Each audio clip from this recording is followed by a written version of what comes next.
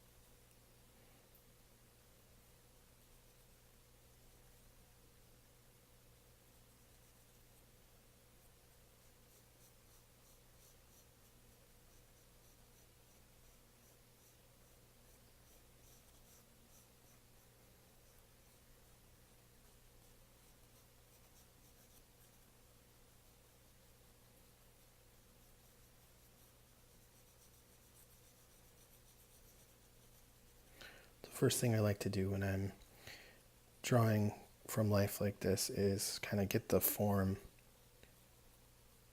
onto the page and then work on the details after that.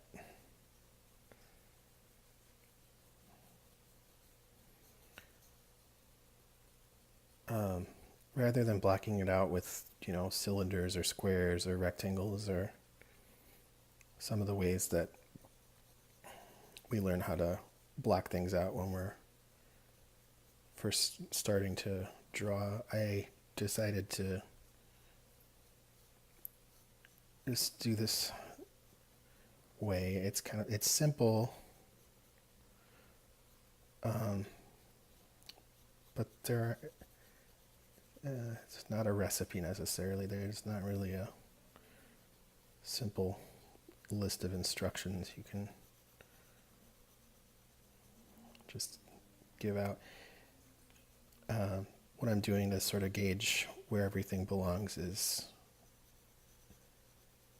I'm trying to, as best as I can, to triangulate everything in reference to itself. So, like, I know the position of this ring finger. I know the position of the ring belongs, a certain distance away from the middle finger here.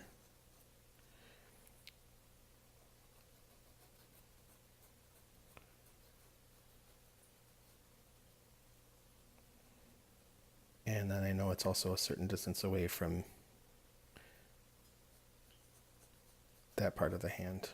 So I kind of use both of those points as 2 points of reference, and then I look and say, oh, where's another point that I can make it like maybe like this point here that I can make this reference to, so that I've got kind of a triangle. So each place in the drawing is kind of referencing its the points next to it.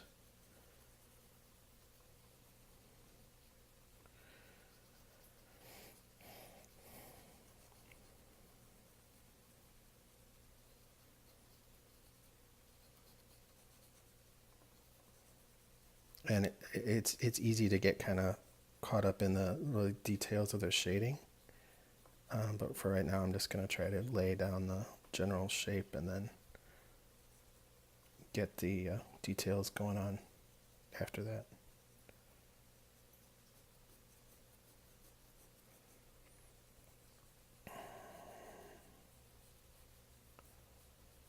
So this pinky finger's a little foreshortened, so I'm going to take that into account while I'm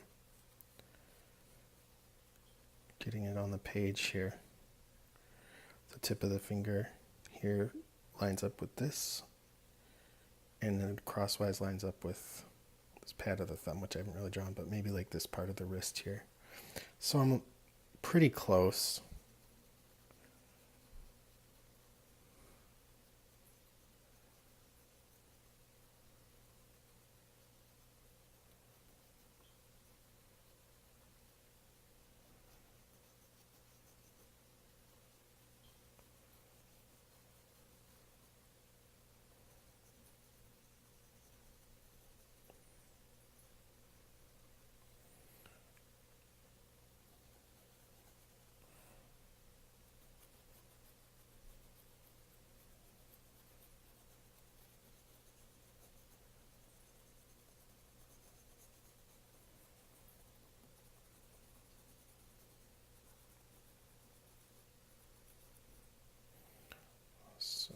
rather than get too focused in on that for now, I'm going to come back to this side and start getting in some of these lines here so that I can build up the shape from both sides rather than just kind of floating off in outer space with it over here.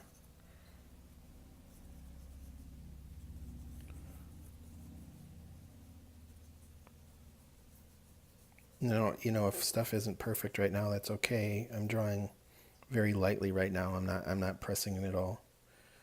Just sort of dragging the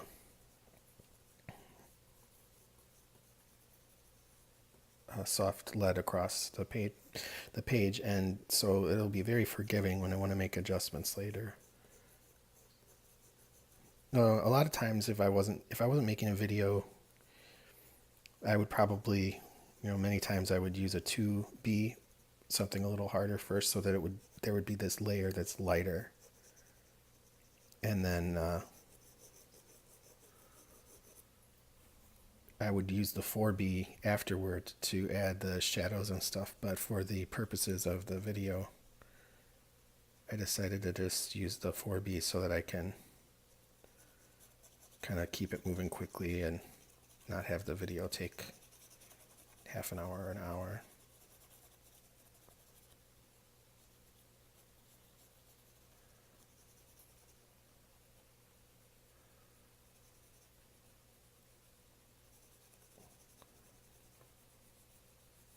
I think one of the most helpful things to sort of that I would tell people who are new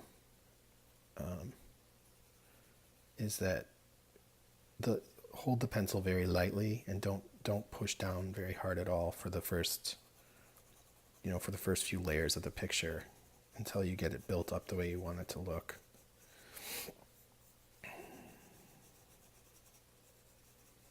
And kind of give it the sort of impression of like some flesh there.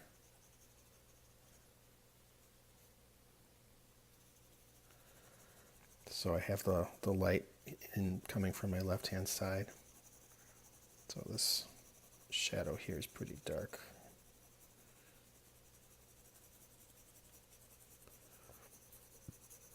And it's dark all the way down to here. I think it's the darkest, I guess this is the Terminator. Or the facing opposite side from the light.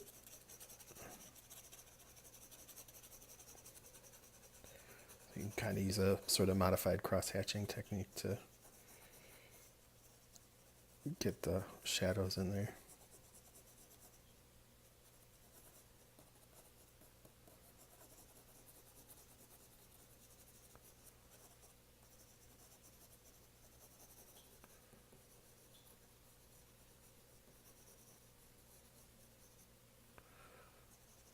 And then just draw some shadows, lines here so that you know where they're going to be.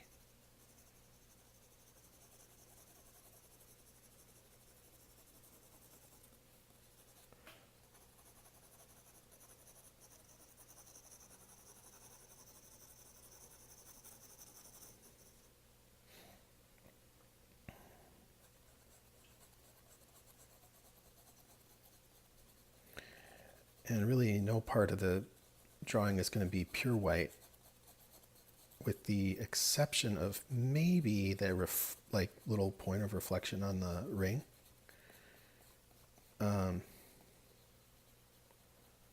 So it's sort of a matter of deciding how dark you kind of want to go with it, and then letting the dark places be dark and the light places be light.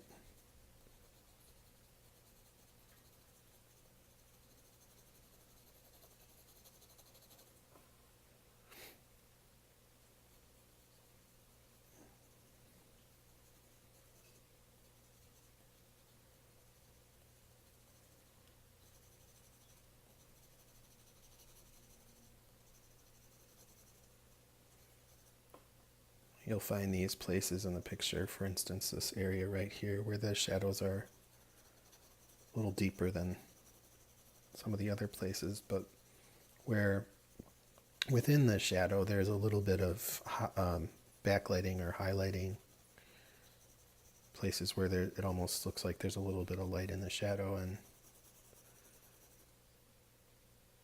just keeping a light touch on your pencil can let you figure out like how you want to get that across in your own picture.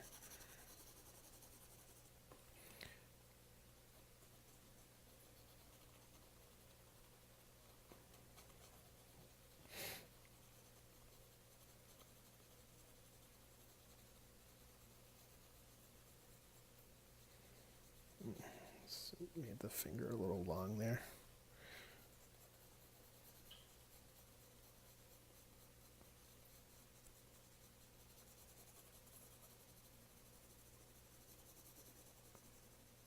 It's just darker spot here.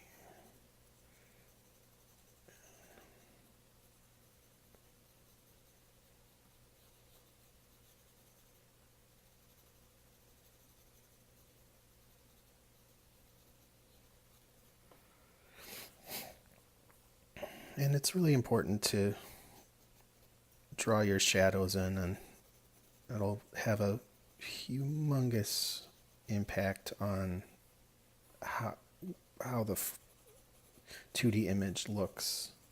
In terms of its like its substance, and whether or not it's actually like 3D or 2D, and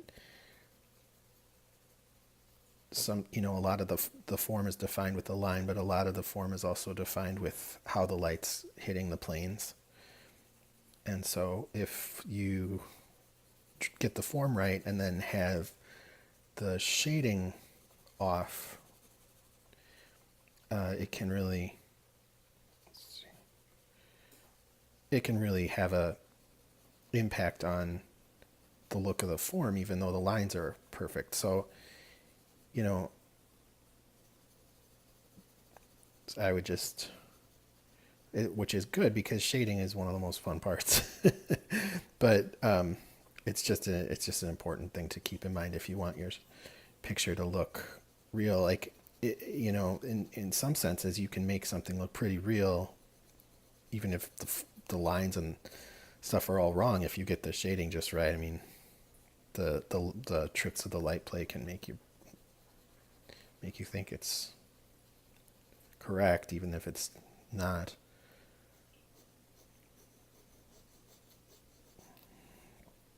And let's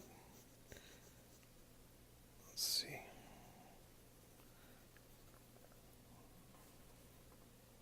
So now, I mean, it's time to just find go for the dark spots and get those filled in, and then go back and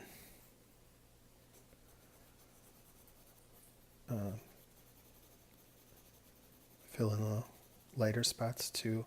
That way you have a sense of the relational value of your values, and if this is the darkest the dark gets, it'll make the white look whiter when it's next to it. If you just fill in a certain area, in mid-scale, like I'm kind of doing, it'll keep you from being able to see the lights next to it and the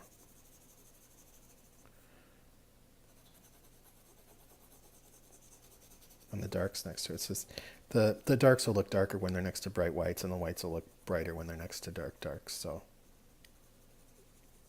in some spots, if rather than make some spot darker, like rather than make the line here darker, which is going to be fine because there is shadow here, I could make, rather than make this darker, I could just keep that lighter or something, kind of trailing around here while I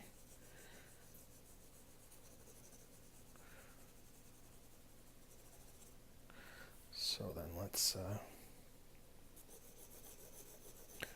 one nice thing about holding your pencil kind of loose like this is for covering areas like that, you can just swipe it across pretty quickly and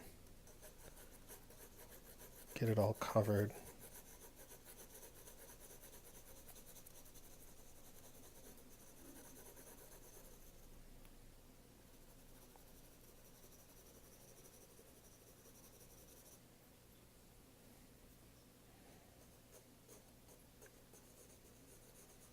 And the other nice thing about that too is, I mean, a lot of this may be for beginners, but if you shade in an area like that, then on the other side of your pencil, you're gonna have quite a sharp edge for line work, which definitely is useful.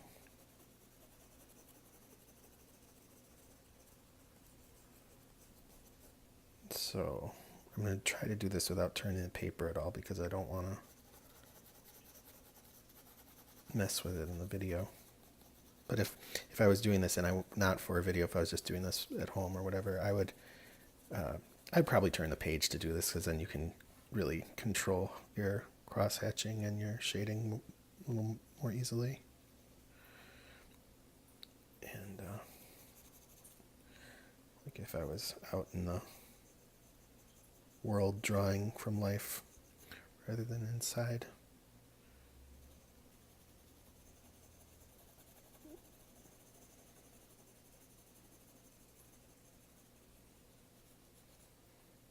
And some of these spots, it's very subtle. There's just a little impression of darkness there that'll really go a long way toward giving you a more realistic looking.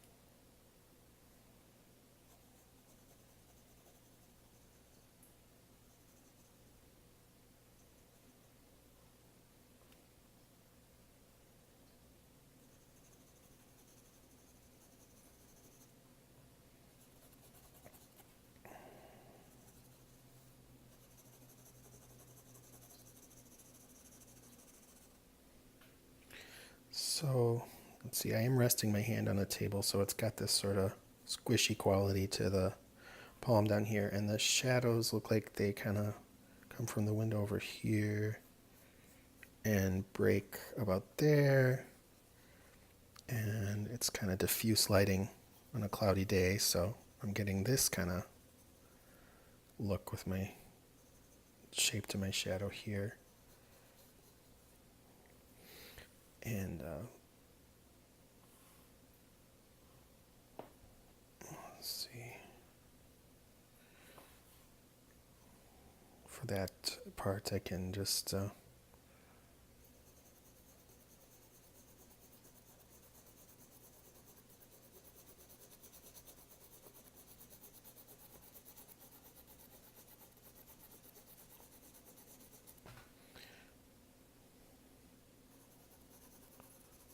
darken that up. And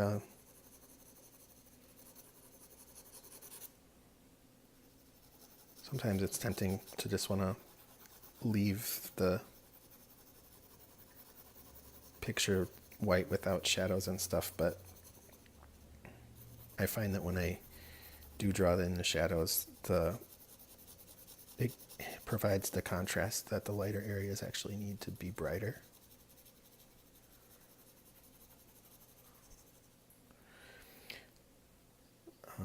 So the shadow here is mostly the same shade, same value.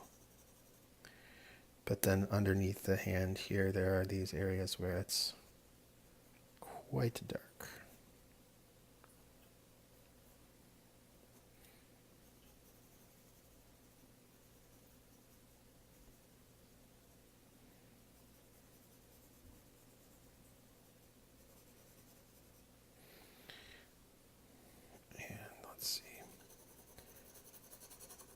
None of this side of the hand is actually in the light, but there is a little bit of light bouncing off the paper and a little bit of backlighting. Let's see. At this point, for the palm of the hand, there's a lot of space here, and you know this. If you wanted to, you could put an hour or more into just getting the planes of this thing. It's very multi-planar. There are just so many surfaces if you really look into it. Like,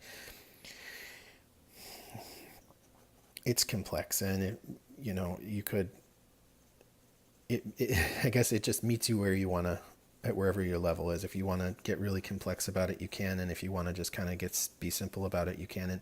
And whatever you want to do is okay. It's just kind of your style and like what you're choosing to do for that particular piece. I am not going to get super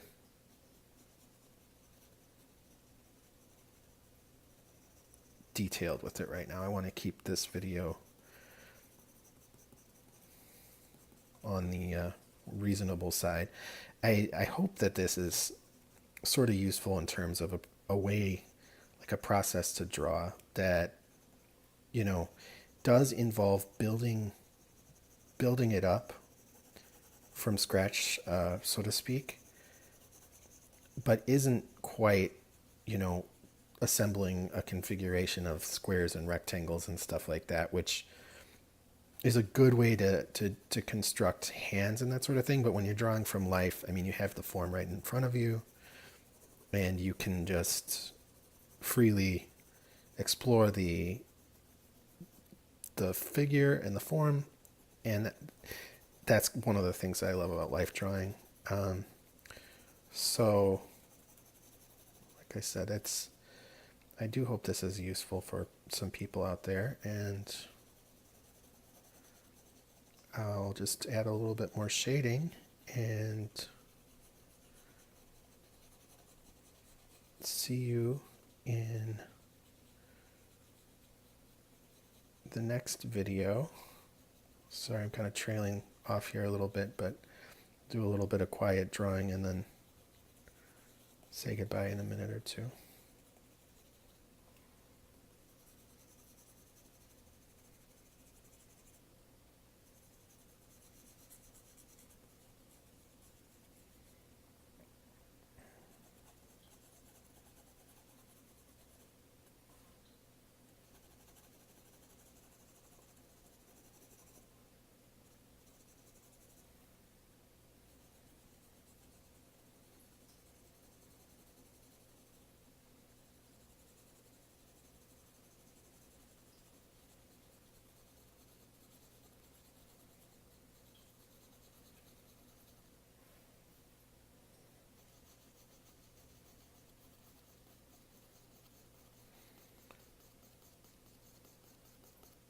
So for this part here on the fingers, you'll see I'm doing a sort of modified cross-hatching. Rather than having it be straight lines, I'm kind of giving some curve to the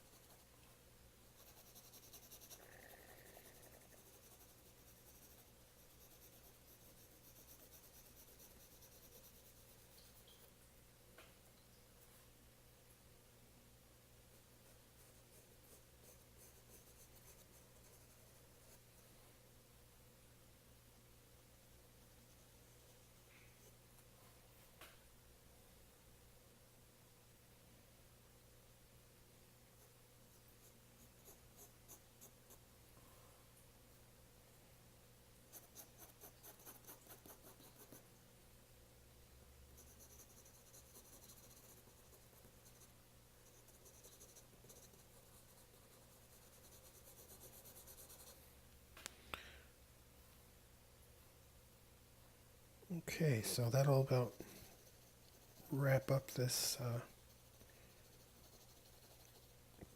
little vid. And as I said earlier, I do hope this is useful and helpful. Drawing is such a wonderful way to be.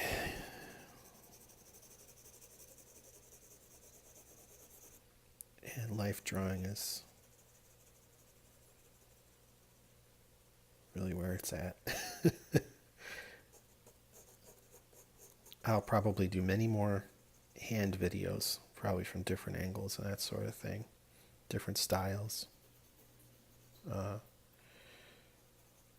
And I hope that I'll see you around for future vids. And have